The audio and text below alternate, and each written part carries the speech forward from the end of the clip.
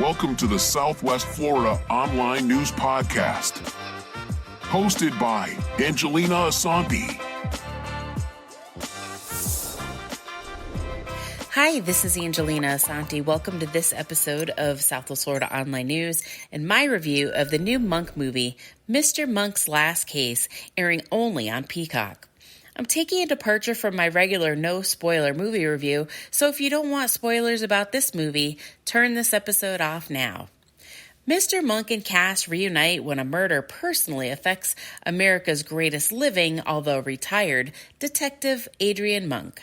I should have known something was off at the beginning of the film when the PG rating came with not only a language and violence warning, but a suicide warning as well. I wish the murder victim of this movie was the actual movie. The idea of recreating the magic of this iconic show, which was both masterful in crime storytelling and comedy, seemed like a great idea, but the execution fell very far from the magic of the original series. First, I have to be honest, I never liked the Natalie character who came as a replacement for Sherona. And when I saw Sherona in the opening scene, I texted my friend because I thought, finally, the show's going to give fans what they want, Sherona.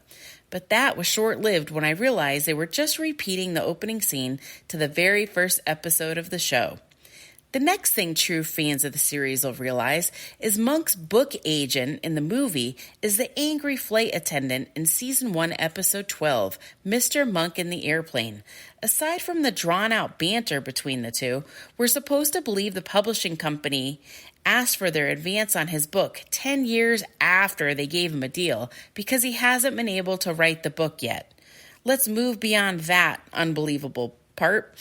And immediately, when he leaves his agent's office, he decides to commit suicide. So he looks out a high-rise building against a window and looks to the ground. If you know the Monk character, he would never get that close to a window, and he actually opens the window until Trudy, for those of you who don't know, Trudy is Monk's late wife, who often appeared to him in episodes, comes to stop him.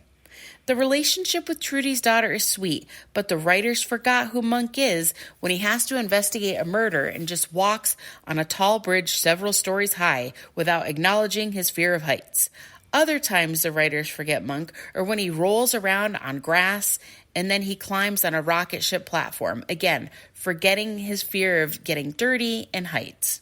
I can forgive those things. What I can't forgive is the absolute omission of comedy.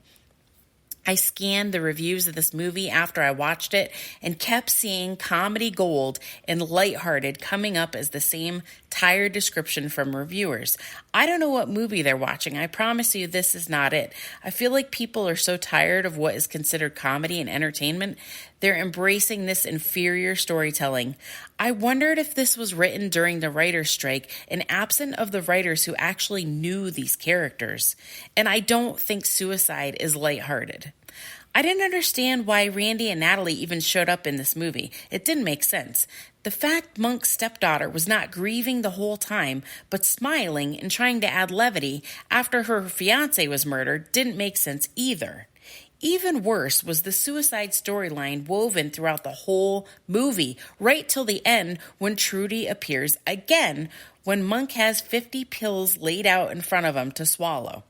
The writers could have made the bad guy unlike Jeff Bezos, but they decided to make him exactly like him by saying he owns the largest home delivery retail business, shipping partner, and he's the first private citizen to ever orbit the Earth in his own rocket. We get it.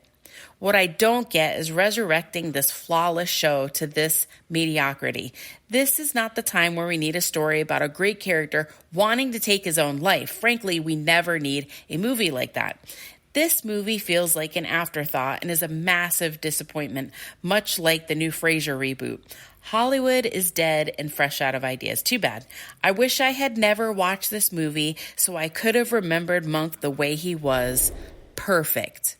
This is Angelina Asante with this episode of Southwest Florida Online News.